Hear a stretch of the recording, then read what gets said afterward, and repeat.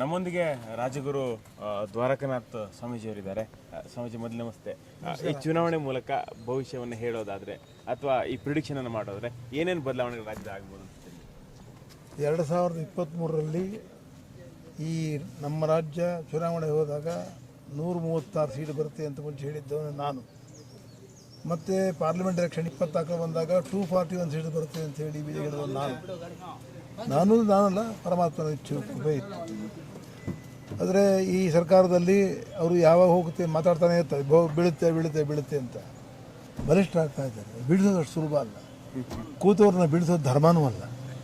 ಕೂತವ್ರಿಗೆ ಏನು ಅವಧಿ ಇದೆ, ಅವ್ರು ಮುಗಿಸ್ಲಿ. ಅವರು ನೀವು ಮಾತಾಡಿ, ಏನು ಬೇಕಾದ್ರೂ ಮಾತಾಡಿ, ತಪ್ಪು ಹಿಡೀರಿ. ಸುಮ್ಮನೆ ಮಾತಾಡಬೇಕು ಅಂತ ಮಾತಾಡಬಾರ್ದು. ಈ ಸಂದೇಶ ಏನಾಗಿದೆ ಇವಾಗ, ಕಾಂಗ್ರೆಸ್ ಸರ್ಕಾರ ಜನತೆ ಒಲಿವಿದೆ, ಜನಕ್ಕೆ ಏನು ಹೇಳಿದಾರೋ ಅದನ್ನು ಕೊಟ್ಟಿದ್ದಾರೆ, ಈಡೇರಿಸಿದ್ದಾರೆ.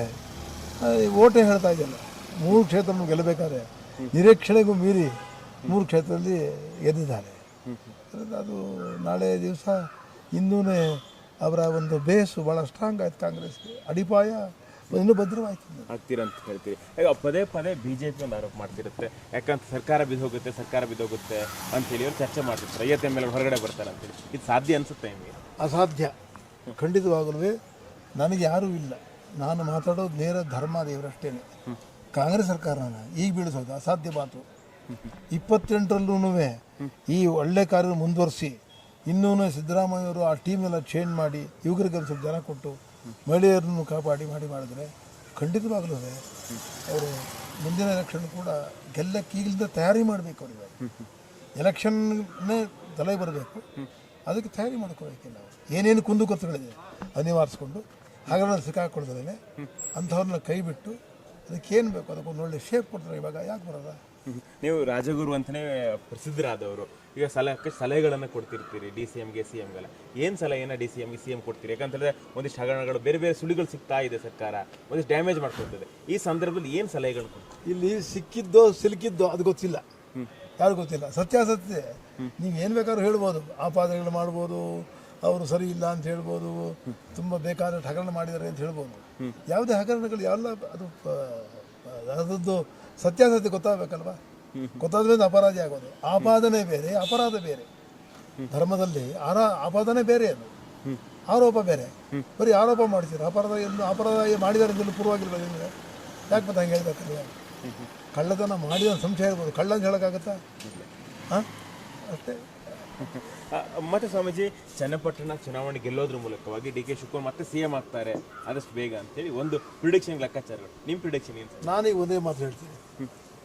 ನಾನು ಈಗಲ್ಲ, ಸುಮಾರು 30 ವರ್ಷದ ಕೆಳಗೆ ನಮ್ಮ ಮನೆ ಚಿಕ್ಕ ಹುಡುಗ ಬಂದಾಗಲೇ ಹೇಳಿದ್ದೀನಿ, ಅವನ ಜಾತಕ ಮುಖ್ಯಮಂತ್ರಿ ಆಗೋ ಜಾತಕ ಹಾಗೆ ಆಗ್ತಾರೆ. ಯಾವಾಗ ಅನ್ನೋದು ಪ್ರಶ್ನೆ. ಹೌದು, ಒಂದು ಹಂತಕ್ಕೆ ಆಗತ್ತೆ. ಯಾರಿಗೆ ಕೇಳಿದ್ರು ಕೂಡ DK ಶಿವಕುಮಾರ್ CM ಆಗ್ತಾರೆ ಅಂತ ಹೇಳ್ತಾರೆ. ಯಾವಾಗ ಆಗ್ತಾರೆ ಅಂತ ಹೇಳಿ ನಾವು ನೋಡಿ, ಅವ್ರ ಸರ್ಕಾರ ಭದ್ರವಾಗಿರುವಾಗ ಅಲ್ಲಾಗಲೇ ಮುಖ್ಯಮಂತ್ರಿಗಳಿದ್ದಾರೆ. ಅವರಿದ್ದಾಗ ನಾವು ಅದನ್ನು ಹೇಳಿ ಪಕ್ಷದ ಅಸಹ್ಯ ಮೂಡಿಸಬಾರ್ದು, ಗೊಂದಲ ಮೂಡಬಾರ್ದು. ನಾವೆಲ್ಲ ಧರ್ಮಕ್ಕೆ ಸಂಬಂಧಪಟ್ಟವರು, ಧರ್ಮ ಸಂದೇಶ ಕೊಡಬೇಕು. ಆಗ್ತಾರೆ ಅಂತ ಹೇಳೋದು ಸರಿ, ಆದರೆ ಇದ್ದವರೊಬ್ಬರಿದ್ದಾಗ ಆಗ್ತಾರೆ ಅಂತ ಹೇಳೋದು ಅಷ್ಟು ಸಮಂಜಸವಲ್ಲ. ಪಕ್ಷಕ್ಕೆ ನಾವೇ ಹಾನಿ ಮಾಡೋದಂಗಾಗುತ್ತೆ. ಅದಕ್ಕೆ ನಾನು ಶಬ್ದ ಹೇಳಲ್ಲ, ಕಾಲನೇ ಹೇಳುತ್ತೆ. ಸದ್ಯಲ್ಲೇ ಕಾಲ ಹೇಳುತ್ತೆ. ಯಾಕಂದರೆ ತುಂಬ ಗ್ರಹಗಳು ಮುಂದೆ ಬದಲಾವಣೆ ಆಗಿದೆ. ಆಗಲೇ ವಕ್ರಾಗಿ ಹೋಗಿದ್ದಾನೆ, ಶನಿ ಆಗಲೇ ಮೀನರಾಶಿ ಹೋಗಿದ್ದಾನೆ. ಏನೇನು ಬದಲಾವಣೆ ತರ್ತಾ ದೇಶದಲ್ಲಿ ನಮ್ಗೆ ಗೊತ್ತಿಲ್ಲ. ಈ ದೇಶವೇ ಬದಲಾವಣೆ ಒಳಗಾಗುತ್ತೆ. ಶನಿ ಸಂಚಾರದಿಂದ ದೇಶವೇ ಬದಲಾಗ್ತಾ ಬರುತ್ತೆ.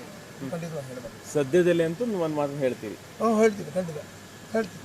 ಸದ್ಯ ಟೈಮ್ ಹತ್ರ ಬಂದಿದೆ, ಅವನ ಸಮಯ ಬರ್ತಾ ಇದೆ.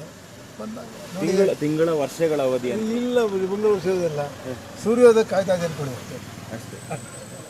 ಓಕೆ. ಒಂದು ಸೂಚ್ಯವಾಗಿ ಸ್ವಾಮೀಜಿ ಒಂದು ಸಂದೇಶವನ್ನು ಕೊಟ್ಟರು.